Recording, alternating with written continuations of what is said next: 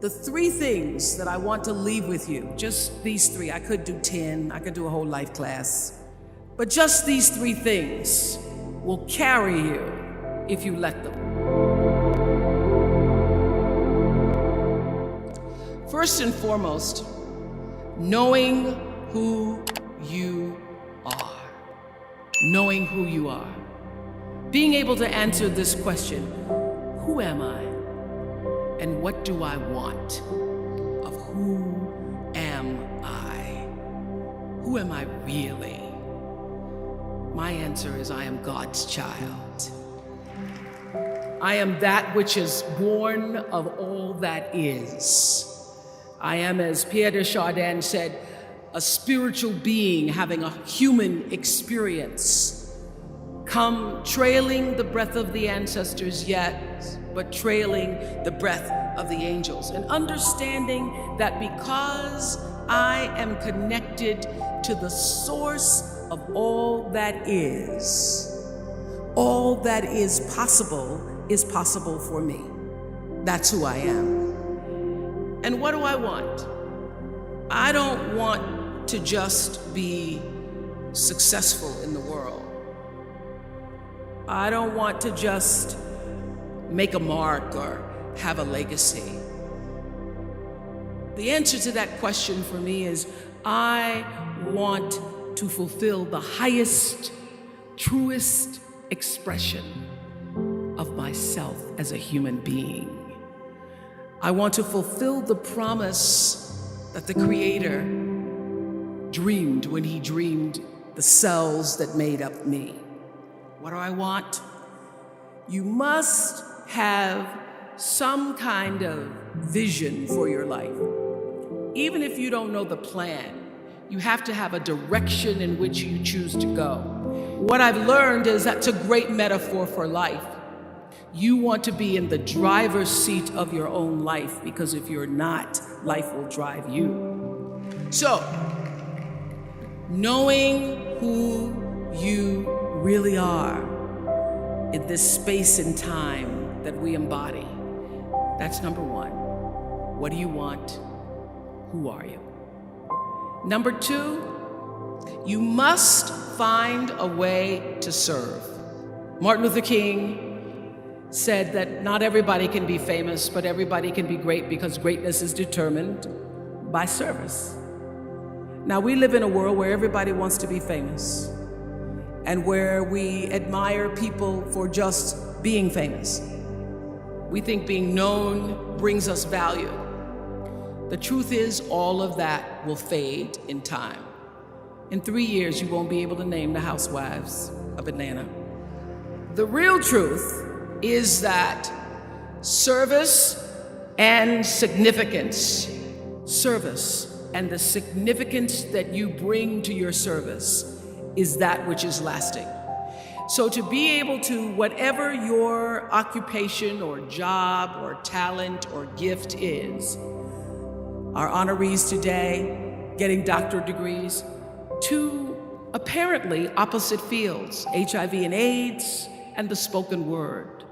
But what they have in common is service, using the spoken word in service to community and the world, using your knowledge and information about HIV and AIDS and medicine in service to the world. And if you look at all the most successful people in the world, whether they know it or not, they have that paradigm of service.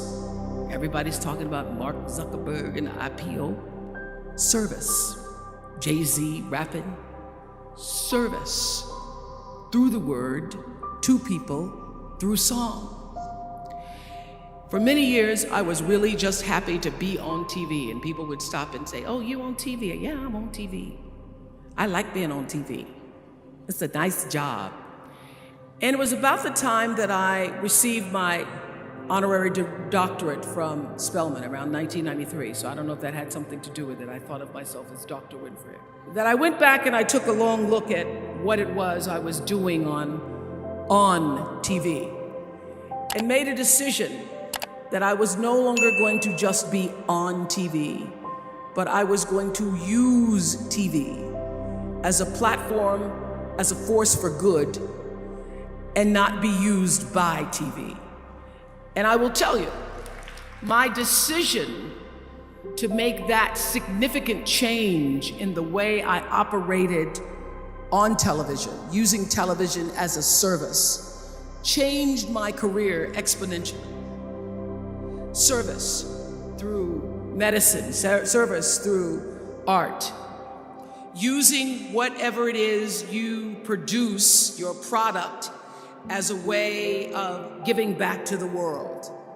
When you shift the paradigm of whatever it is you choose to do to service and you bring significance to that, success will, I promise you, follow you. Service and significance equals success.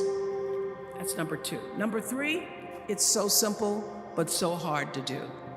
Always do the right thing. Always be excellent. People notice. Think of how you notice. You go to Taco Bell, somebody gives you extra napkin and some sauce.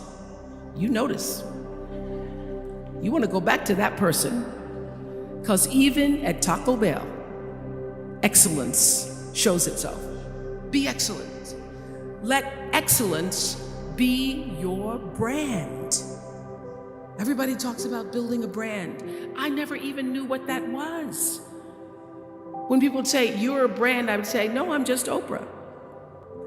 What I recognize now is that my choice to, in every way, in every example, in every experience, to do the right thing and the excellent thing is what has created the brand. And what I know is that when you are excellent, you become unforgettable. People remember you. You stand out. Regardless of what it is, you become an unforgettable woman. And that is what we all want. We want to be unforgettable and not forgettable. So doing the right thing, even when nobody knows you're doing the right thing, will always bring the right thing to you. I promise you that. Why? Because the third law of motion is always at work. For every action, there's an equal and opposite reaction. That is so true in all of our lives. You just have to do the right thing, and the right thing will follow you even when people don't support it. I remember many times on my show. There are many shows y'all never saw. And the reason you didn't see them is because I got the last vote. And I remember 2010, my team, hardest working team in television, had done this interview with a woman who turns out she was a Sunday school teacher by day and a sex addict at night. Ooh.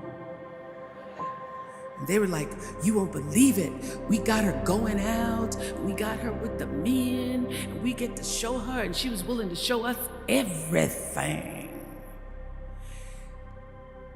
I sat down with a woman for an interview that was taped.